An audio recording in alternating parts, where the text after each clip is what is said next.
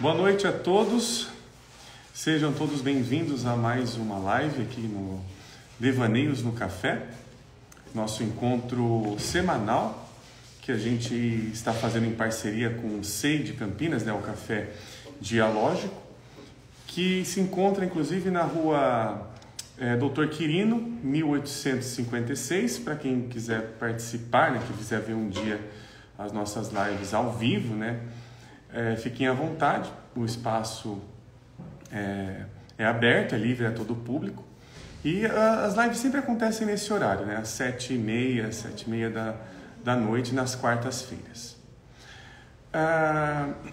Hoje nós vamos continuar e encerrar um tema que nós já estávamos falando há um tempo, já há quase um mês, que é o tema de mitologia e psicologia. Esse tema é o tema inaugural, é o tema que abre o novo formato do Devaneios, que é o Devaneios no Café. E ele foi escolhido, eu vou relembrando algumas coisas, eu vou recontando algumas coisas, e dando boa noite para o pessoal que está vindo aqui também, para a Patrícia, boa noite Patrícia, boa noite pessoal que está chegando aqui ao vivo. E conforme o pessoal vai falando, eu vou dando boa noite também. Boa noite, Vitor. Tenha uma boa noite. O Vitor sempre acompanha nossas lives aqui. E esse tema ele é imprescindível para o tipo de psicologia que nós estamos aqui tentando fazer. Boa noite para Silvia, boa noite para Mari Rê 2013. Boa noite, pessoal que está chegando. Então, esse tema da mitologia ele é imprescindível por conta, inclusive, do aspecto da linguagem com o que ela conversa. Boa noite para a Nini Pompermaia, Pompermaia, isso mesmo, que está chegando aqui, para a Aline, E é importante que a gente ressalte também algumas coisas que foram já comentadas em lives anteriores em relação ao caráter mítico, o que nós estamos chamando ali, o que nós estamos nos referenciando, que é esse caráter mítico do discurso, da narrativa. Bom, eu vou trazer mais algumas coisas aqui, eu trouxe 2 livros aqui para a gente ter uma base, mas daqui a pouco eu vou me referenciar com eles. O importante, em termos aqui sobre essa temática, é de que o mito ele vai conversar diretamente com o caráter da fantasia. Ele vai falar com imagens.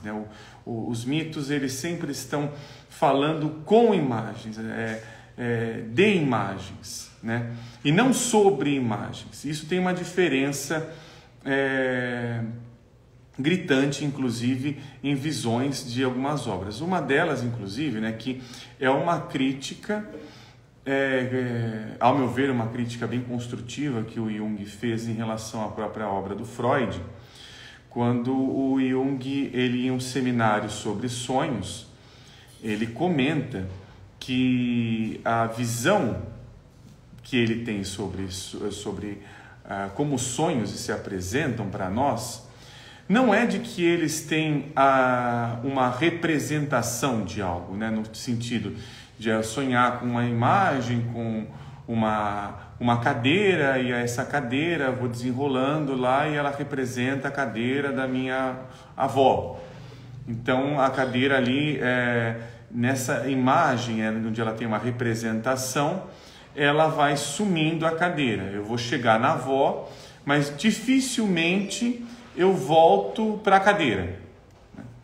Isso é o que o Jung dizia, que olha, o perigo de você estar em uma linguagem representativa é de que ela pode estar colocando que tem coisas maiores e melhores do que as que estão se apresentando, que estão mostrando o que elas são naquele momento. Eu estou mais interessado numa outra coisa e não naquilo que eu estou vendo.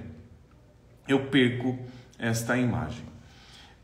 O Jung ele vai fazer essa crítica no seminário, dizendo ali que quando eu sonho, por exemplo, com uma parede, O sonho não está dizendo que eu tenho que atravessar essa parede ou que essa parede tem alguma coisa por detrás e tudo mais. Mas o sonho está dizendo, eu preciso olhar para essa parede porque é o que aparece. O Freud entendia algumas imagens como defesas, inclusive, defesas oníricas. O Jung vai entender de uma outra maneira, que é a maneira que o sonho não está se defendendo de nada. É a imagem pura que está aparecendo ali. É a imagem necessária, primordial que está aparecendo ali.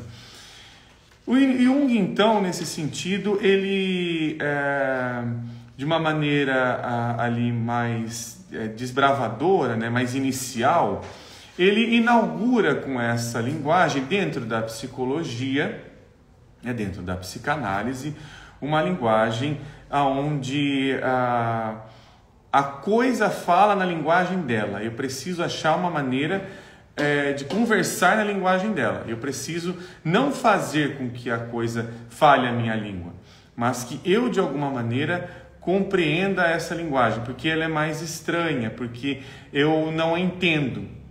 Ela está falando numa linguagem que não é a minha rotineira, não é a minha linguagem diurna, digamos assim. E os mitos estão, então, falando em uma linguagem noturna. A linguagem mítica, então, é uma linguagem noturna. O que isso quer dizer ali? O que isso pode estar nos dizendo a respeito? De que o mito, ele traz uma configuração de uma espontaneidade, assim como aparecem as imagens oníricas. Então, a própria maneira de se ver os sonhos, né, de se olhar para um mito, é uma maneira em que eu preciso estar com a minha imaginação ativa. Sem imaginação, eu não acesso aquela linguagem de maneira nenhuma. Não é possível. Eu me perco, eu transformo ela em outra coisa, eu explico demasiadamente. Quando eu explico, a essência dela eu a perco, ela fica mais irrelevante, né? Eu tento ali tirar uma angústia de não estar entendendo o que está sendo dito naquele momento. Bom, dito isso, né, essa pequena introdução a respeito aqui da nossa linguagem, vou também dizer aqui para o pessoal que está assistindo a gente online, que estiver no Instagram, que se tiver alguma pergunta, algum comentário, podem ficar à vontade, podem fazer aqui nessa caixinha de comentários. Tem também uma caixinha de perguntas que, se vocês colocarem aqui, eu consigo me organizar melhor, né, que é uma interrogaçãozinha com um balão. Eu não sei se aparece para todo mundo, mas numa das últimas lives falaram que aparece quando você clica nos 3 pontinhos, se ela não está visível tão claramente. Então é para a gente ter uma discussão aqui, né, para a gente conseguir aqui conversar, né, fazer um diálogo a respeito. E aí é que tá, eu acho que agora na última live a gente conversou um pouco mais sobre essa linguagem mítica na clínica. Hoje eu vou falar um pouquinho mais sobre o que é uma abstração, né, o risco de uma abstração, que vai para o campo mais representativo e não para o campo demonstrativo. Né? Não está mostrando nada, está representando alguma coisa, a gente vai chegar lá. Mas antes eu queria começar com uma frase, tem duas ou três que eu marquei aqui, né, nesse livro. O meu já está bem gasto, já está bem velhinho, que é esse livro aqui, fantástico, O Mito da Análise, né? Vou mostrar aqui, na outra, que está aqui gravado no YouTube, né? Também no YouTube do SEI, O Mito da Análise, do James Hillman, né? Então o próprio título da obra do Hillman já nos indica ali uma linguagem mítica da análise, ou análise como uma linguagem mítica. E ele já logo no início vai colocar umas provocações aqui no livro, né? Que eu queria... É uma provocação muito interessante, muito desestruturante para a nossa ideia de psicologia, né? A nossa ideia comum de psicologia aqui.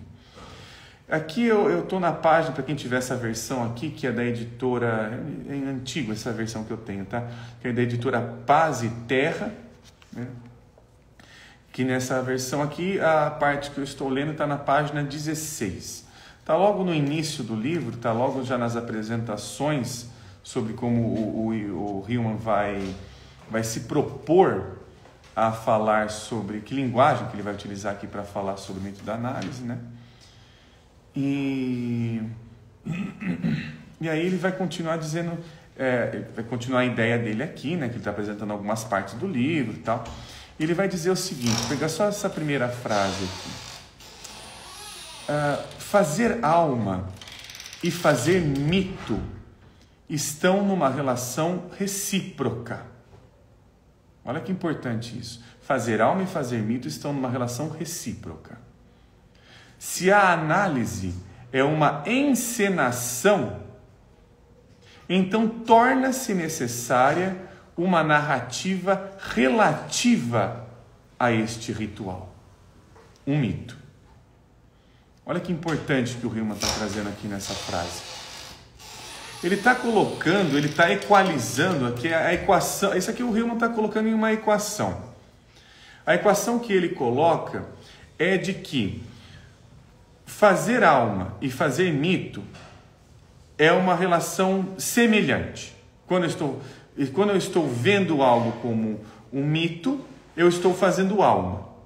Quando eu estou fazendo alma, eu estou transformando a realidade em uma mítica.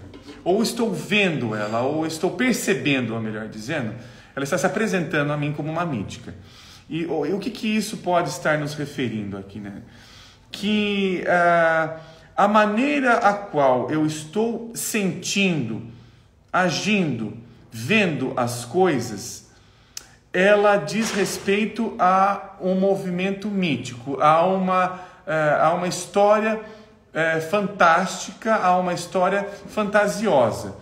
Se eu encarar a história simplesmente como um fato, isso é um fato, é assim que funciona, eu perco esta linguagem mítica.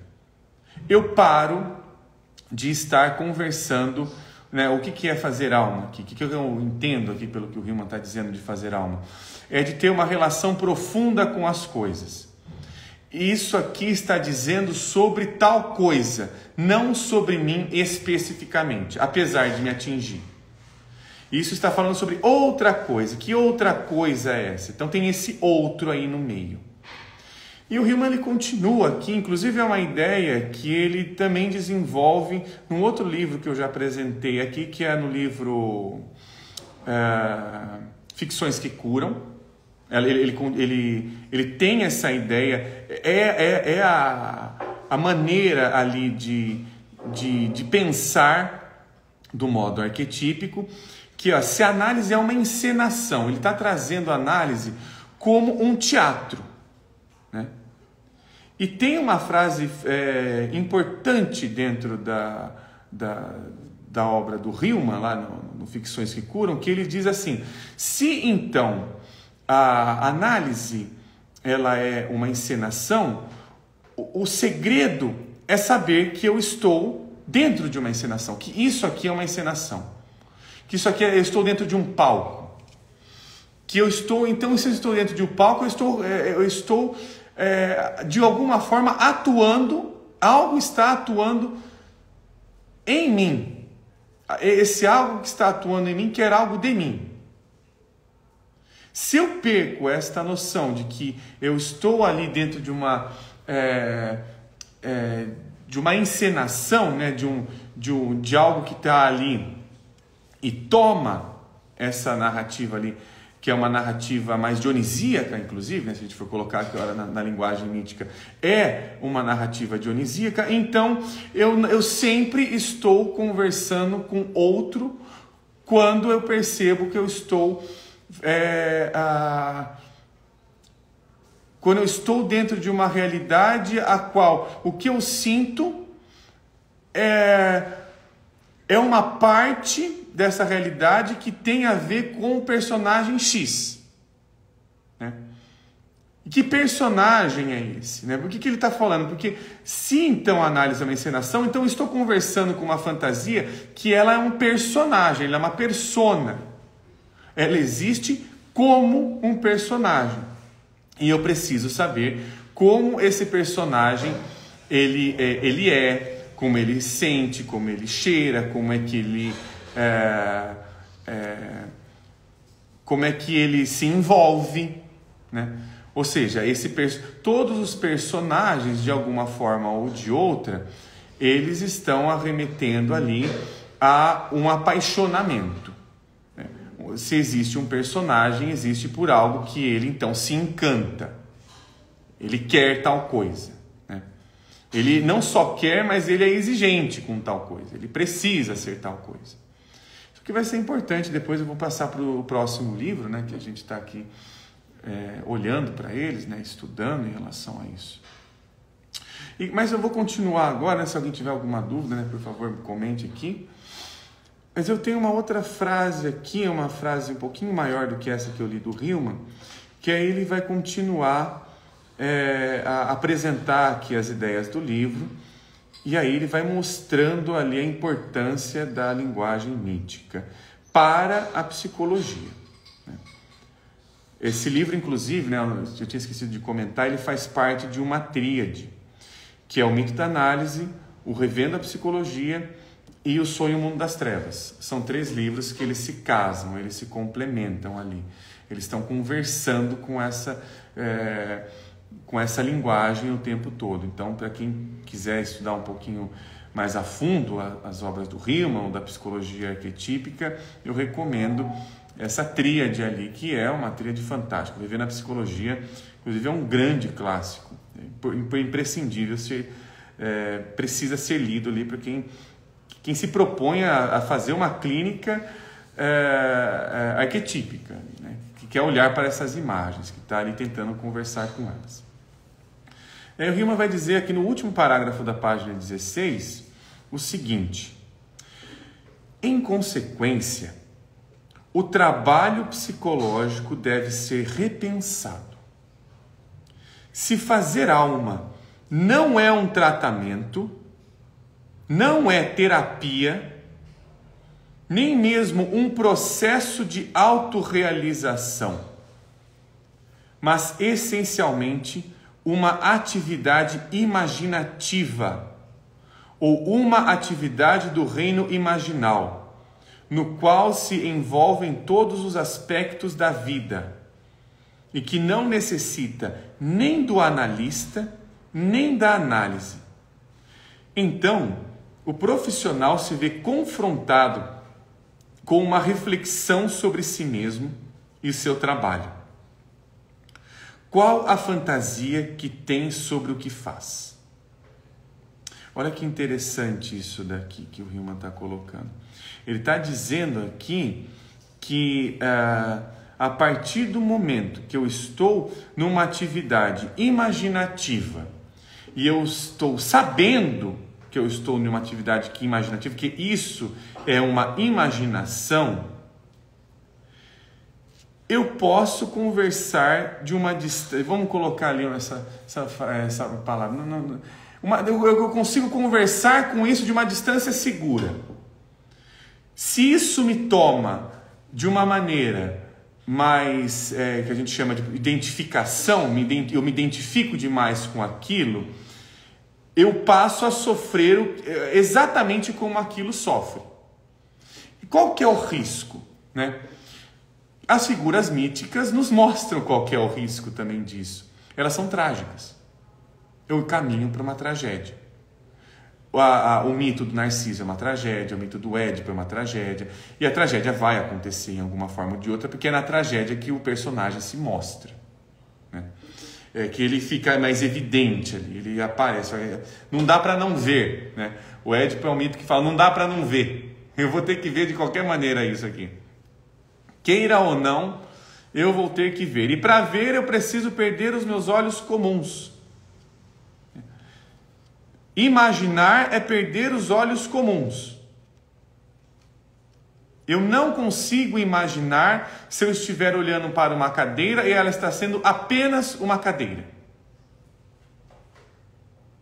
Se a cadeira for apenas uma cadeira, ela não é nada. E ela não sendo nada, ela pode ser destruída, inclusive. Ela não serve para nada, ela não está ali. Agora, se essa cadeira ela é imaginada, eu posso estar na cadeira, eu posso me sentar na cadeira, eu posso... essa cadeira pode me dizer se eu caibo nela ou não. O Bachelard, ele tem uma frase fantástica em relação a isso. Ele diz que a imaginação precede a percepção. Olha que frase importante essa, olha que inversão, olha que outra forma, né? Não só uma inversão, mas olha que outra forma de se ver as coisas. A imaginação precede, ela é antecessora à percepção. Ele está dizendo com esta frase, de uma forma ou de outra, que a atividade imaginal, ela é mais primária, ela é mais inaugural, né? Eu acho que essa palavra é melhor, ela é mais inaugural do que a percepção. Ela já existe. O que eu faço ao perceber é encontrá-la, né? A imaginação precede a percepção, isso mesmo, é Edvânia, isso é do Bachelard, Gaston Bachelard, que inclusive é o Bachelard noturno, né? Nós estamos falando do Bachelard noturno, é esse Bachelard que vai conversar com né? Ele tem eu não sei se essa frase está na Poética do Devaneio, depois eu vou dar uma olhada se está nesse livro aí. Mas tentando não sair um pouquinho dessa frase aqui, tem uma parte dela que é muito importante, olha aqui, ó, que é inclusive para onde que é o objetivo, que é a tentativa que a psicologia profunda busca, né? Que uma psicanálise busca, que é fazer alma.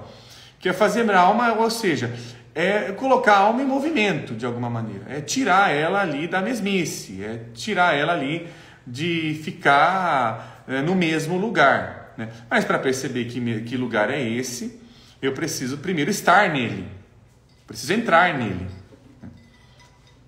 Muito obrigado. Uma água. Só um minutinho aqui, pessoal. Deixa eu fazer uma coisa. Pronto, ótimo. Então, e só um momento também, pessoal. Para quem estiver assistindo a live gravada, eu sempre tento mostrar os livros e tudo mais, exatamente para conseguir, né, porque não fica gravado os comentários aqui. Os comentários, eles nunca ficam gravados.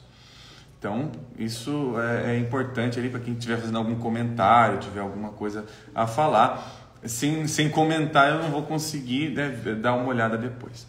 Mas olha que interessante isso. Fazer alma não é nem tratamento, não é terapia e também não é um processo de autorrealização. Olha que radicalidade que o Hillman está colocando aqui. Ele está sendo radical. Fazer alma não tem a ver com eu estar tratando alguma coisa no sentido ali de uma cura, no sentido de erradicação de uma dor, né, na cura mais médica. Ele não está dizendo ali que é um tratamento, mas é um modo de imaginação. Não quer dizer que o tratamento não vai falar com a imaginação, mas que a imaginação é algo por ela mesma. Perceba, ele não está usando a imaginação para algum outro objetivo.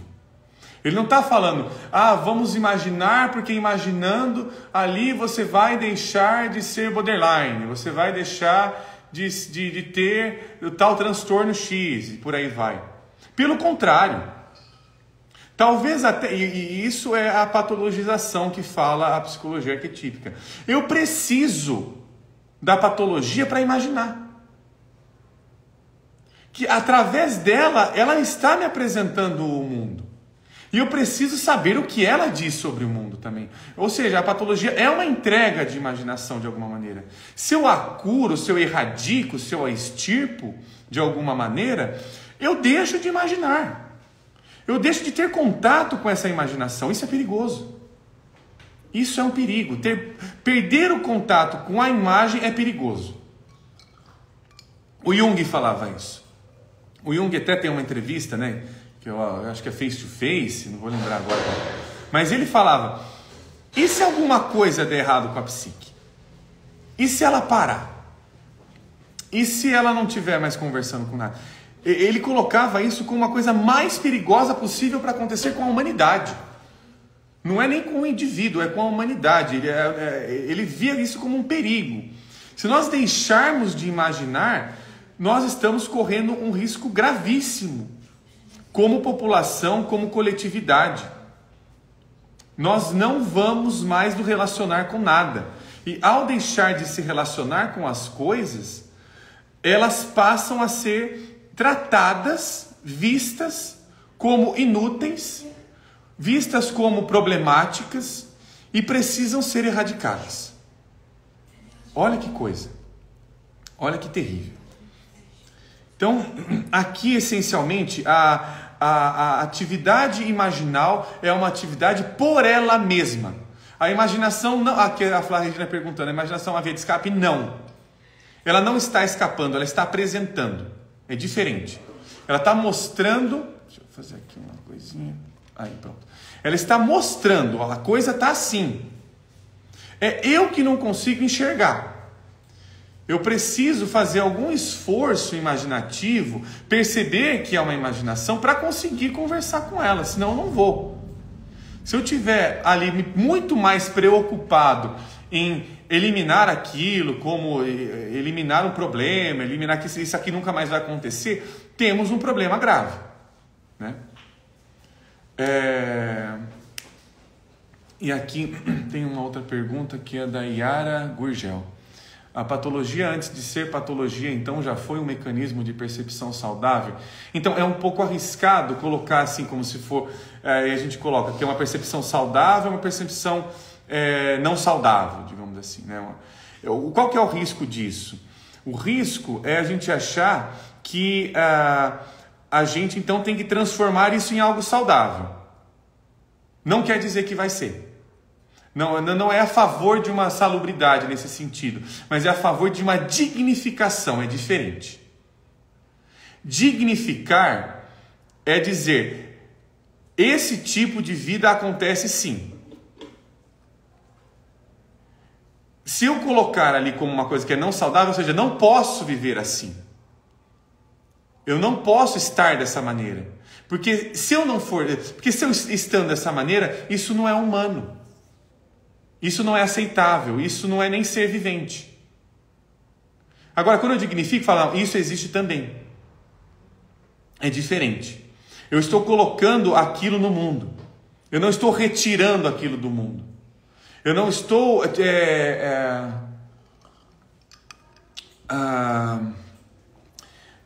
excluindo a participação daquilo na minha vida.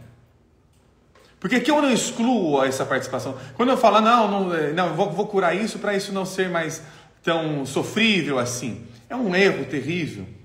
Isso vai ser sofrível sim, vai continuar sendo sofrível. Mas, quando é dignificável, eu consigo acolher esse sofrimento. Eu consigo ter a questão da distância saudável, digamos assim. Eu não gosto muito dessa palavra saudável, mas eu não estou achando nenhuma outra agora no momento. Mas é a distância ao qual eu não me identifico com essa imagem. Eu sou essa imagem e essa imagem eu percebo que ela tem esse tipo de vontade. Ela tem esse tipo de padrão. Isso vai ficar um pouquinho mais claro quando eu ler o próximo livro agora. Eu vou pegar essa referência aqui que agora eu vou pegar uma referência que é do Barcelos, né? Eu vou ler agora, né? Eu estava lendo, que alguém tinha perguntado antes ali, né? Qual que era o livro que eu estava usando como referência. Eu vou apresentar ele de novo, que é o Mito da Análise, né? O Mito da Análise de James Hillman. E aí eu vou agora falar um pouquinho sobre esse livro aqui do Barcelos, que é o Zeus, né? É um livro aqui que da editora Vozes, é um livro fantástico, na minha opinião. O Barcelos aqui, ele vai, no início do livro, né, ele vai apresentando algumas coisas ao aspecto do que nós estamos falando sobre esse tipo de psicologia arquetípica profunda, né? É uma maneira de se fazer psicologia, não a única. Sempre é bom ressaltar que isso aqui é uma maneira de fazer psicologia. Não é a única, não é a mais certa, não é a mais correta, não tem nada nesse sentido. Mas é uma maneira de tentar conversar mais radicalmente, radicalmente um outro. É uma forma de chegar lá, não é a única. Mas é uma maneira, ou seja, eu trato a coisa como ela mesma, como é uma fantasia real, então eu preciso apresentar a realidade para essa fantasia.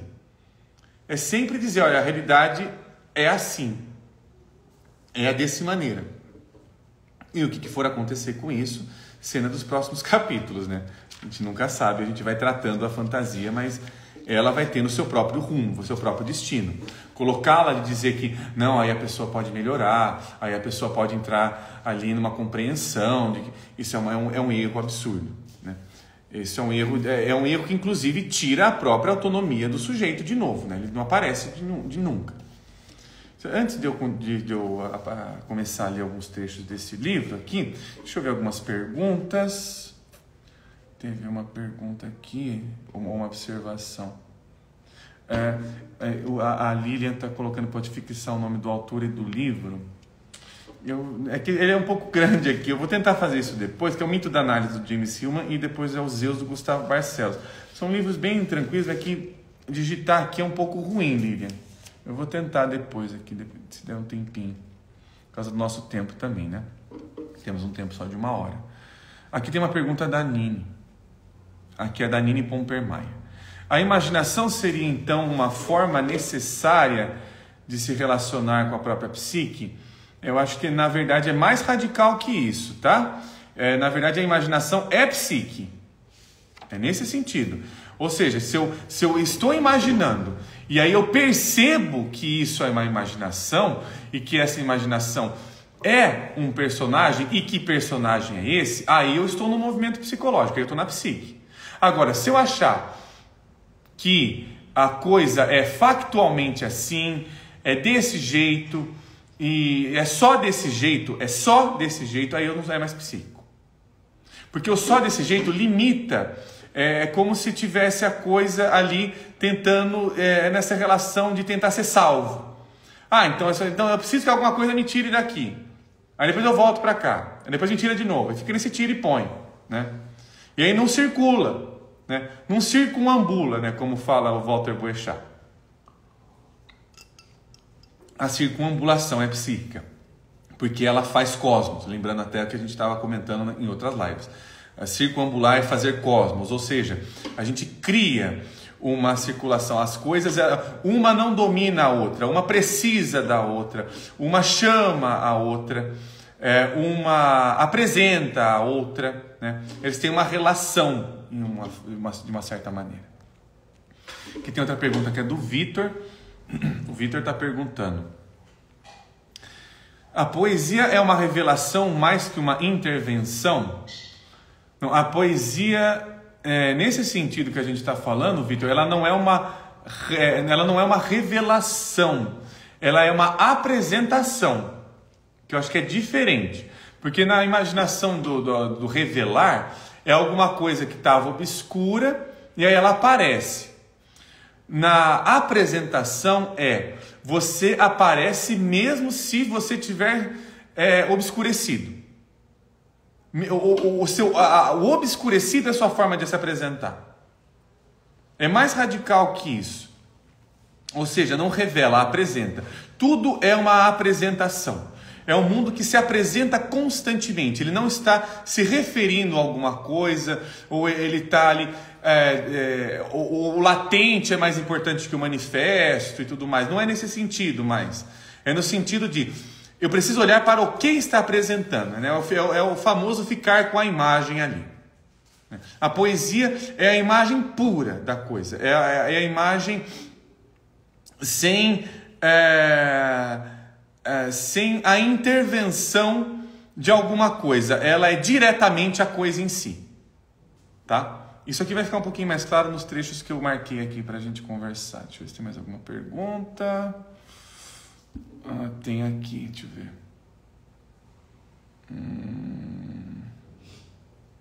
Tá. Aqui a pergunta... Oh, meu Deus, quase cliquei errado. Aqui a pergunta é da Yara Gurgel. A imaginação se transforma em percepção?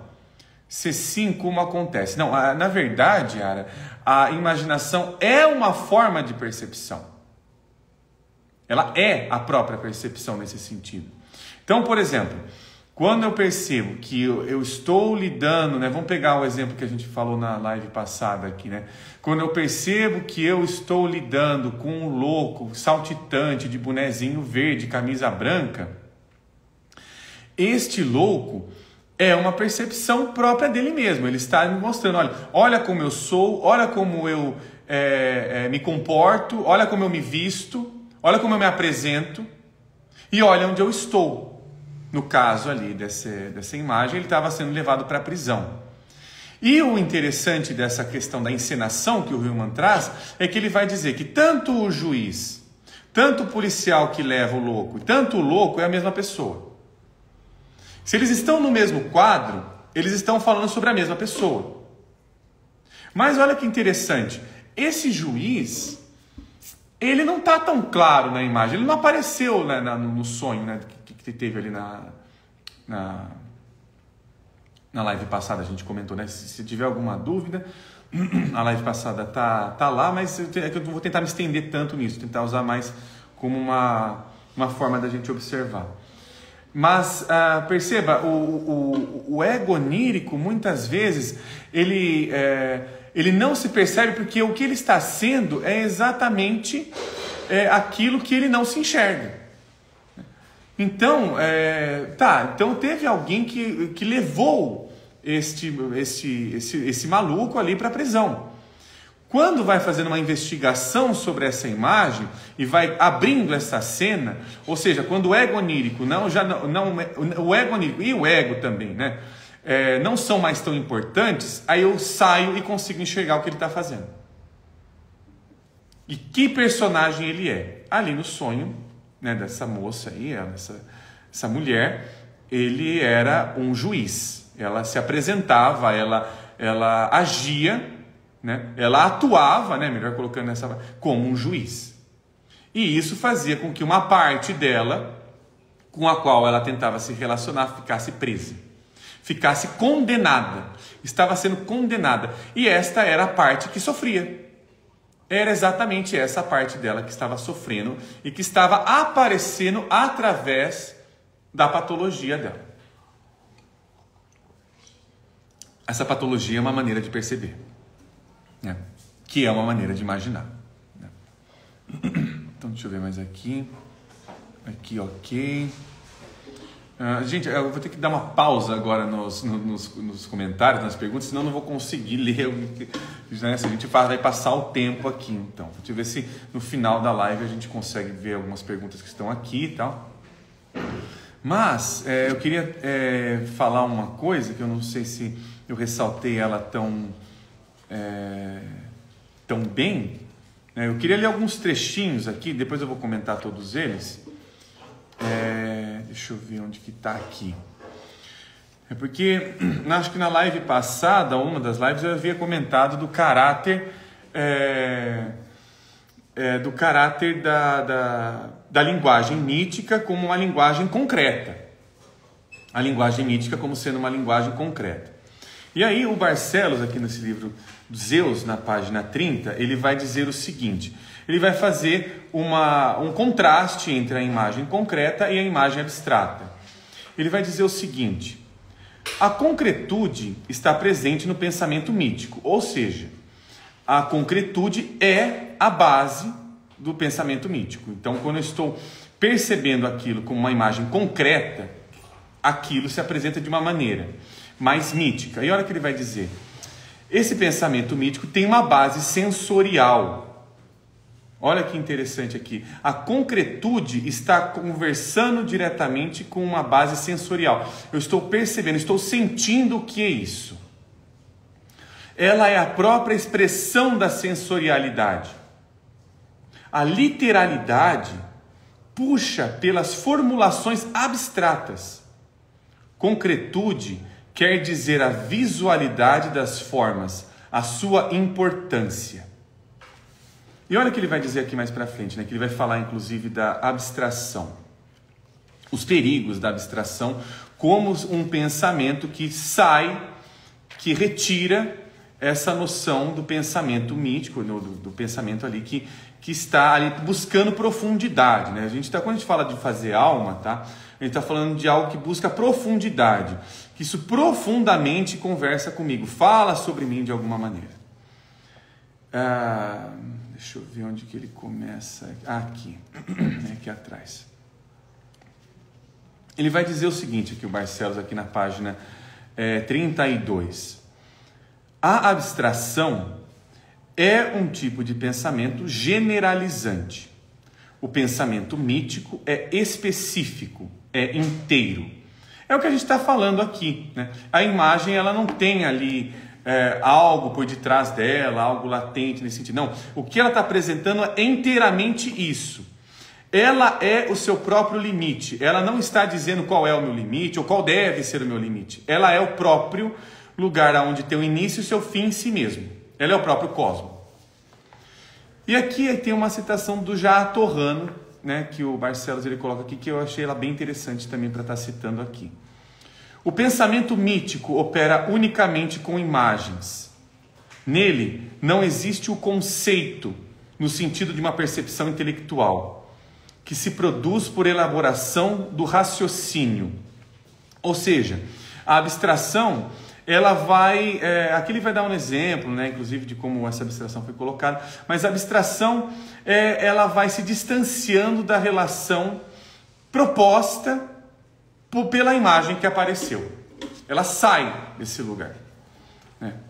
E aqui deixa eu ver mais uma parte, né, por causa do nosso tempo, para tentar colocar aqui algumas coisas. Aqui, ó. Isso aqui também vai casar com uma pergunta que acho que foi da Yara. Olha aqui que o Barcelos fala agora na página 35, bem no final da página, 35 e 36.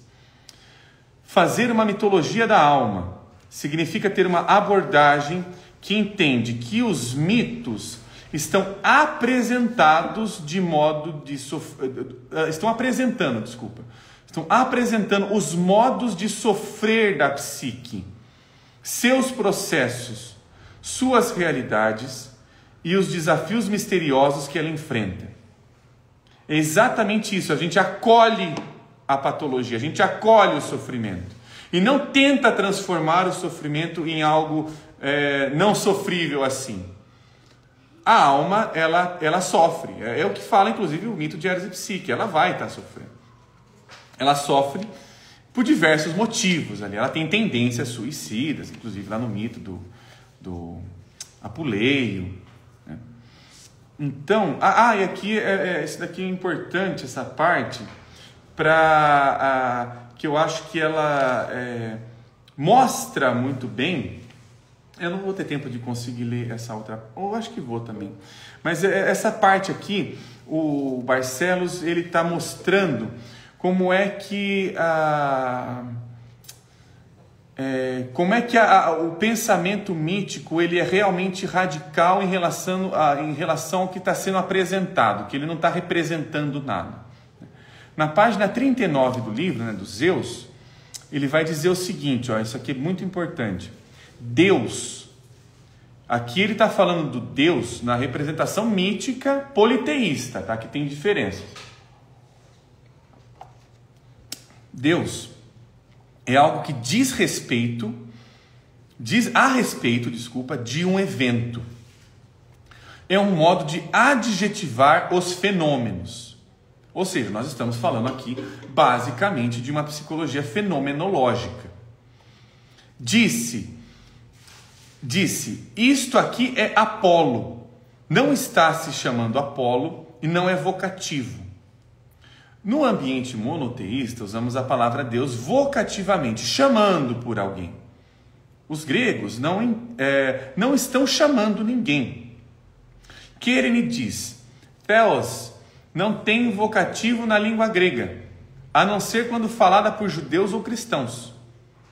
Quando a palavra Deus, Theos, está sendo usada por cristãos ou por judeus, ela designa um modo apelativo.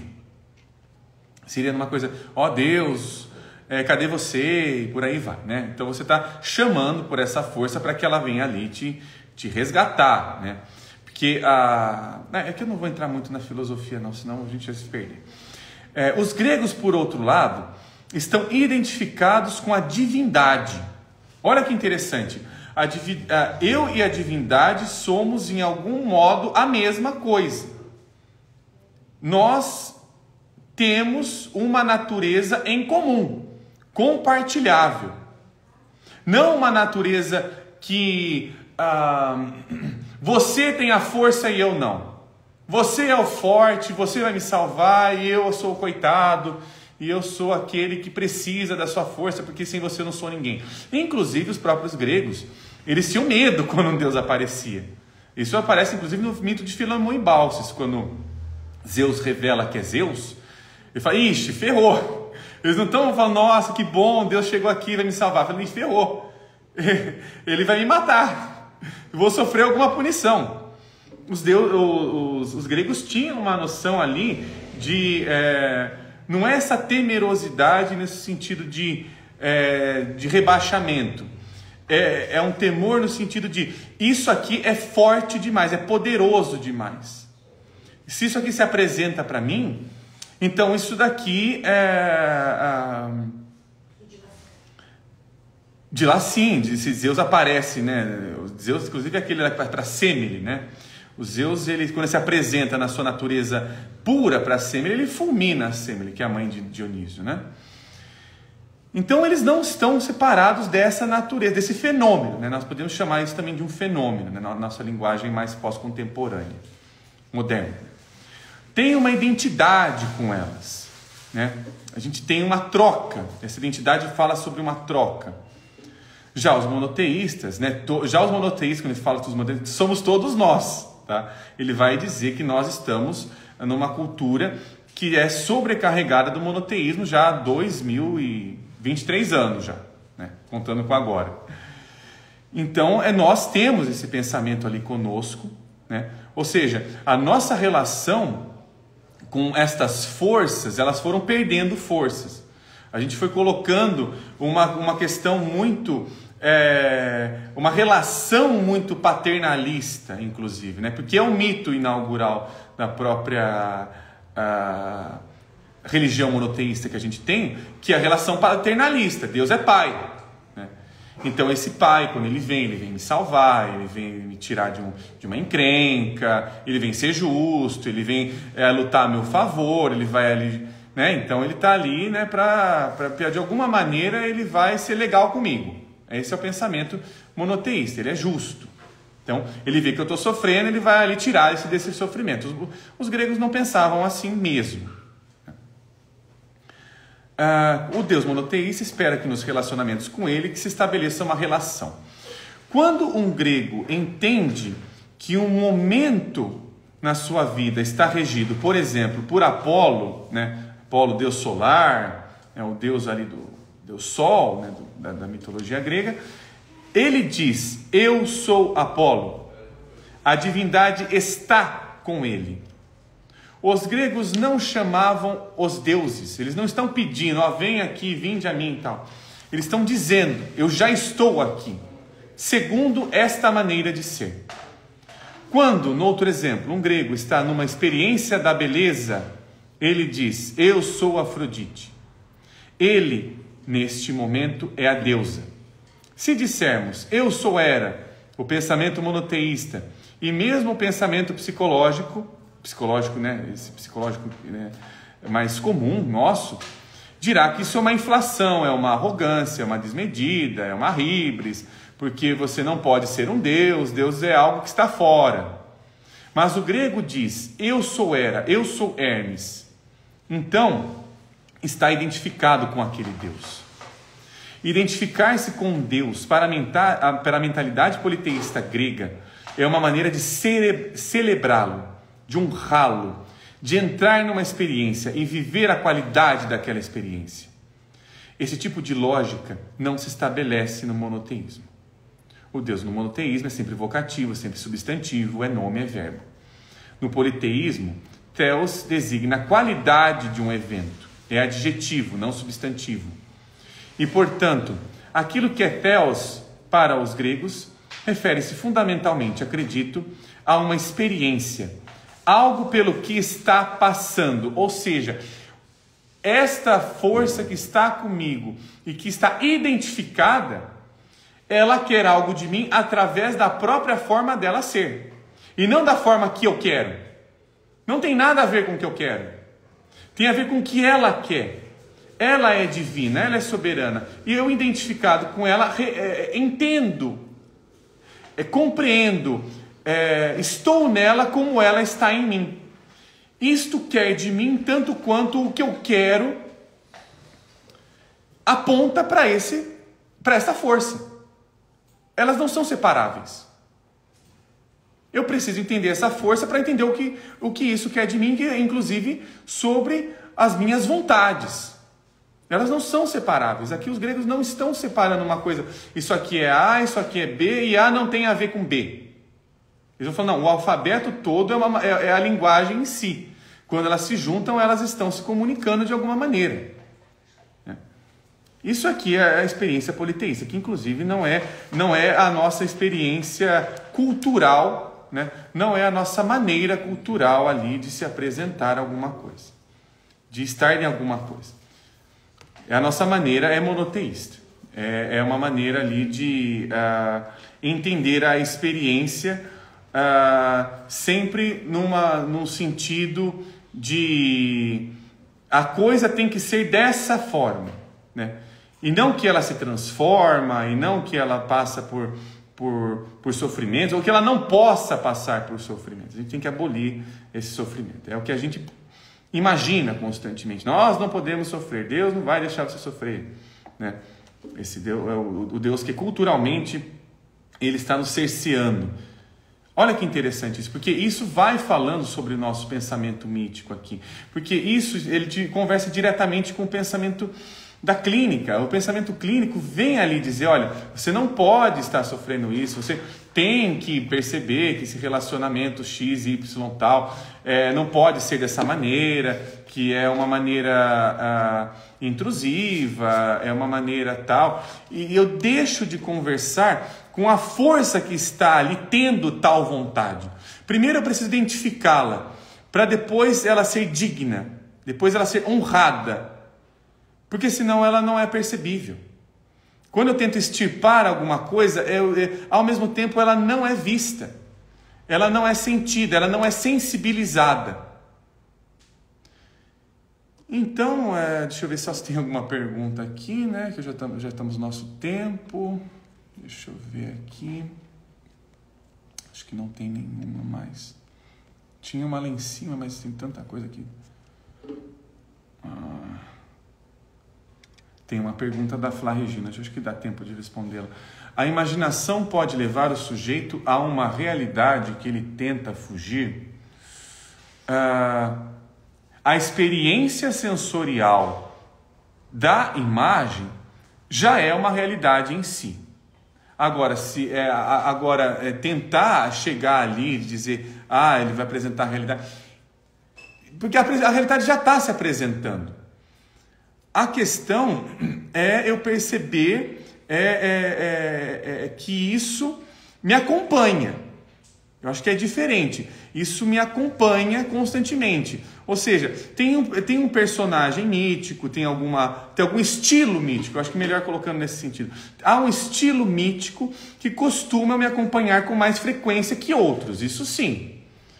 Um estilo mais Poesênix, um estilo mais Narciso, um estilo mais Ícaro, né? O Ícaro também vai por Poesênix, mas deixa eu ver outro. Mais Deméter, Perséfone, que também é um outro estilo mítico. São formas, elas se conversam, elas se intercalam, mas elas estão te apresentando uma realidade constantemente, o tempo todo. É o tempo todo. Acho que não dá para fugir, não é questão de fugir. A questão é que aquilo se apresenta em qualquer momento, em qualquer espaço. Ele visita constantemente, porque de alguma maneira ou de outra o Deus, ele quer participar da vida humana, mas ele quer participar da vida humana sendo humano, né? Ele não quer ser alguma coisa não humana. No pensamento mítico grego, o Deus, ele